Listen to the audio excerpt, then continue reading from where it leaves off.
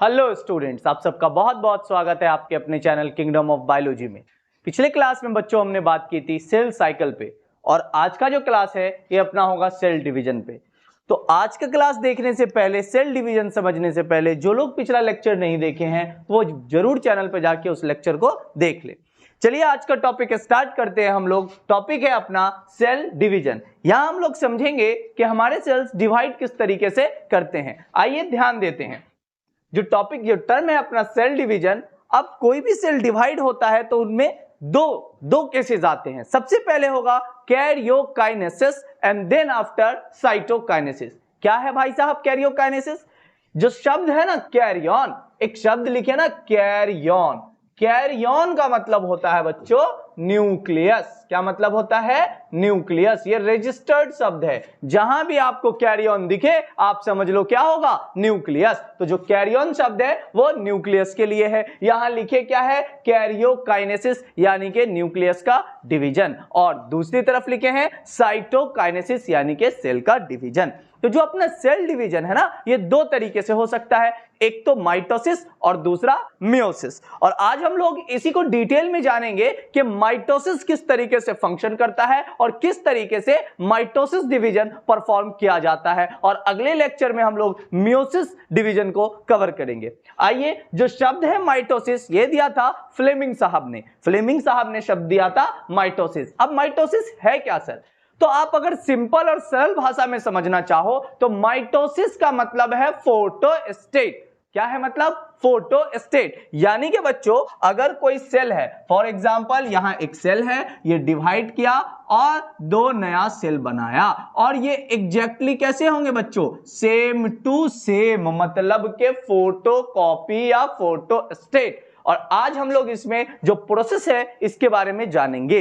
तो सबसे पहले माइटोसिस में होगा कैरियोकाइनेसिस यानी कि न्यूक्लियर का डिवीजन, या कहिए न्यूक्लियस का डिवीजन। जब तक न्यूक्लियस डिवाइड नहीं करेगा फिर साइटोप्लाज्म कैसे ही डिवाइड करेगा? पहले न्यूक्लियस डिवाइड करेगा और देन आफ्टर फिर होगा साइटोकाइनेसिस। तो आइए बच्चों हम ध्यान देंगे आज और समझेंगे कि किस तरीके से होगा अपना माइटोसिस डिवीजन में कैरियोकाइनेसिस। यहां ध्यान दीजिएगा, कैरियोकाइनेसिस का मतलब हम लिख चुके हैं न्यूक्लियर डिवीजन।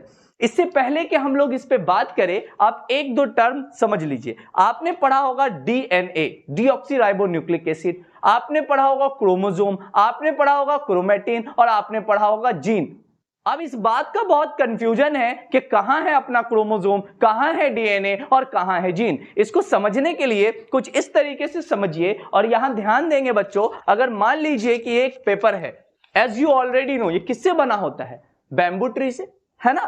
तो आपको कहूंगा मैं इस पेपर में दिखाओ कहां है बैम्बू, तो आप देखोगे, कहोगे सर ये बना ही हुआ है किससे? बैम्बू से। आइए इस एग्जांपल को हम लेते हैं और यहां समझते हैं। मान लीजिए कि ये एक सेल है और इसके अंदर ये क्या है? न्यूक्लियस है। तो जब सेल को डिवाइड नहीं करना होगा तो जो अपना जेनेटिक मटेरियल है इसके अंदर ये धागे के रूप में इस तरीके से रिलैक्स्ड स्टेट में होगा। जैसे आप अपने घर में ट्राउजर टी शर्ट में रिलैक्स स्टेट में होते हैं बट कहीं बाहर फंक्शन पार्टी में बिल्कुल सूट बूट लगा के जाते हैं, एग्जैक्ट बच्चों वैसे ही यहां थ्रेड लाइक स्ट्रक्चर में होगा और इसको हम लोग कहेंगे क्या? क्रोमैटिन। क्या कहेंगे? क्रोमैटिन। बट जब सेल को डिवाइड करना होगा तो ये क्रोमैटिन कर जाएगा बच्चों कंडेंस। क्या कर जाएगा? कंडेंस, और ये फॉर्म कर लेगा क्रोमोसोम। अगर मैं इसको बिल्कुल क्लीन तरीके से ड्रॉ करूं तो ये स्ट्रक्चर आपने हर जगह देखा होगा, इसे कहते हैं क्रोमोसोम। आप ऐसे समझ लीजिए कि ये जो पेपर है ये है क्रोमैटिन, बिल्कुल रिलैक्स्ड स्टेट में। अब क्या करना है? इसको डिवाइड। तो जब सेल को डिवाइड करना है तो ये होगा फोल्ड और ये बनाएगा क्या? क्रोमोसोम। क्या बनाएगा? क्रोमोसोम। सर डीएनए कहां है इसमें? अरे भाई साहब ये बना ही हुआ किससे है? डीएनए से। किससे बना है? डीएनए। ये थ्रेड ही किससे बना हुआ है? डीएनए से बना हुआ है। और इस पे जो स्पेशल सीक्वेंस, जो कैरेक्टर कैरी करेंगे कि आपका हेयर किस कलर का होगा, आपका नोज कैसा होगा, आपका हाइट कैसा होगा, इसी को हम लोग कहते हैं जीन। क्या बोलते हैं? जीन। अली बाबा वाला जीन नहीं बच्चों, जीईएनई, जीन जो कैरेक्टर कैरी करे। आइए अब हम लोग अपने टॉपिक पे ध्यान देंगे बच्चों, और यहां देखिएगा तो कैरियोकाइनेसिस को भी मैंने अलग अलग फेजेस में बांटा। आइए समझते हैं क्या क्या। सबसे पहले लिखा है मैंने प्रोफेज, देन आफ्टर लिखा है मेटाफेज, देन एनाफेज, और देन आफ्टर होता है अपना टेलोफेज। एक एक करके समझेंगे बच्चों कि कौन है, किस तरीके से इसका क्या काम है। आइए सबसे पहले है प्रोफेज। इसमें क्या होता है सर, याद कीजिए हम लोगों ने पढ़ा था पिछले लेक्चर में G1, S और G2। G1 में ग्रो किया था, सेल ग्रो किया था। एस फेज में डुप्लीकेशन हुआ था, किसका, डीएनए का क्वांटिटी डबल हो गया था। और G2 में तैयारी हो गई थी डिवीजन के लिए, और सबसे पहले आया जब माइटोसिस करने तो पहला ही फेज कौन सा टकराया, प्रोफेज। इसमें क्या होगा, तो इसमें जो भी न्यूक्लियर ऑर्गेनेल है, न्यूक्लियर ऑर्गेनेल या कहिए सेल ऑर्गेनेल है बच्चों, और न्यूक्लियर मेम्ब्रेन है, जो भी न्यूक्लियर मेम्ब्रेन है और सेल ऑर्गेनेल है, ये धीरे धीरे डिग्रेड हो जाएंगे, गायब होने लगेंगे। क्या होने लगेंगे,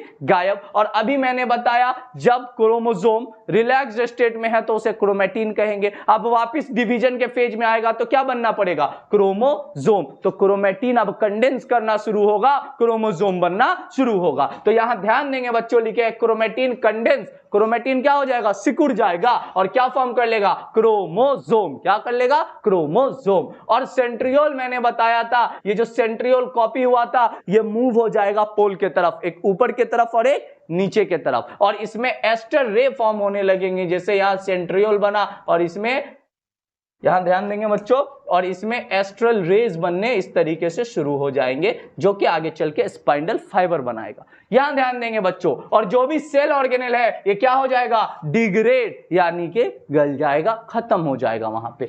आगे ध्यान दीजिएगा, अगला जो अपना फेज है ये है मेटाफेज। इसको जानने से पहले वापस से रिकैप करें। प्रोफेज में क्या बताया मैंने, क्रोमोसोम कंडेंस करेगा, क्या करेगा, कंडेंस। सेंट्रियोल मूव करेगा पोल्स के तरफ, स्पाइंडल फाइबर बनना शुरू हो जाएगा, और सेल ऑर्गेनेल डिग्रेड होने लगेंगे। आगे देखिएगा तो आगे है मेटाफेज। कौन सा फेज है, मेटाफेज। यहां मैंने बताया स्पाइंडल फाइबर अटैच हो जाएंगे, कहां, काइनेटोकोर पे, क्रोमोसोम का स्पेशल पोजीशन या स्पेशल पॉइंट जहां पे आकर के वो धागा स्पाइंडल फाइबर अटैच होगा। मान लीजिए कि ये अपना क्रोमोसोम है, इस पे स्पेशल डिस्क लाइक स्ट्रक्चर जहां पे ये स्पाइंडल फाइबर आके अटैच होगा, इसी को कहेंगे बच्चों काइनेटोकोर। क्या कहेंगे, काइनेटोकोर। तो यहां ध्यान देंगे स्पाइंडल फाइबर अटैच हो जाएगा, किससे, काइनेटोकोर से, और मेटाफेज प्लेटफॉर्म होगा। ये क्या है सर, यानी कि जो क्रोमोसोम अटैच हो गए हैं वो एक सेंटर में एक ऑर्डर के अनुसार आ जाएंगे। यहां ध्यान देंगे बच्चों, मैं एक डायग्राम ड्रॉ करके समझाता हूं आपको। मान लीजिए कि ये सेल है ना, ये रहा अपना सेंट्रियोल, यहां बना अपना स्पाइंडल फाइबर। ये जो क्रोमोसोम यहां अटैच हुए हैं, है ना, ये इस तरीके से स्पाइंडल फाइबर से जुड़ जाएंगे और बिल्कुल एक लाइन में अरेंज हो जाएंगे। इसको बोलेंगे मेटाफेज प्लेट। क्या बोलेंगे बच्चों, मेटाफेज प्लेट। यहां ध्यान दीजिए, बोलेंगे इसको मेटाफेज प्लेट में अरेंज हो गए।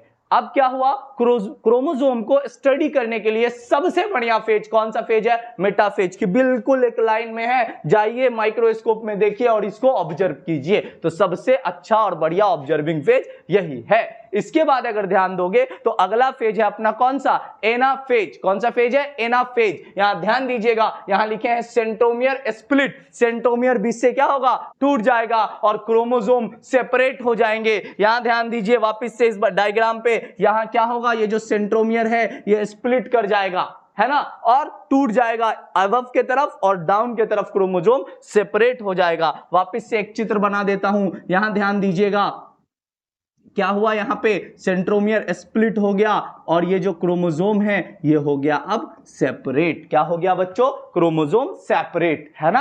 आगे ध्यान दीजिए, फिर लिखे हैं क्या, chromosome moves towards opposite pole, यानी एक क्रोमोसोम अप के तरफ, एक क्रोमोसोम डाउन, यानी कि बोथ पोल के तरफ क्रोमोसोम क्या कर जाएगा, मूव कर जाएगा, है ना। और लास्ट में अपना है टेलोफेज। ये जो पोल पे चला गया उसके बाद वापिस से जो क्रोमोसोम है ये डीकंडेंस होगा, सिकुड़ गया था ना, तो वापिस से रिलैक्स स्टेट में आएगा। इसके चारों ओर न्यूक्लियर मेम्ब्रेन वगैरह बनना शुरू हो जाएंगे, है ना। और अब एक ही सेल में दो न्यूक्लियस हो जाएगा। है ना बच्चों। एक सेल में कितना न्यूक्लियस, दो, दोनों पोल पे, एक यहां और एक यहां। इसी फेज को हम लोग कहेंगे अपना last phase which is telophase. यहां लिखे क्या है आइए देखिए, क्रोमोसोम क्लस्टर एक जगह आ जाएंगे, कहां, अपोजिट एंड पे, और न्यूक्लियर इन्वेलप, न्यूक्लियर मेम्ब्रेन बनना शुरू हो जाएगा और डेवलप होगा क्रोमोसोम के चारों ओर। और जो दूसरे सेल ऑर्गेनेल है जैसे कि न्यूक्लियोलस, गोल्जी कॉम्प्लेक्स, ईआर, ये सब वापिस से बनना शुरू हो जाएगा और एक ही सेल में बच्चों दो न्यूक्लियस हो जाएगा। एक बार वापस से रिकैप कर ले, यहां ध्यान से सुनिए, इधर उधर नहीं ध्यान दीजिए, यहां वापस ध्यान से सुनिए।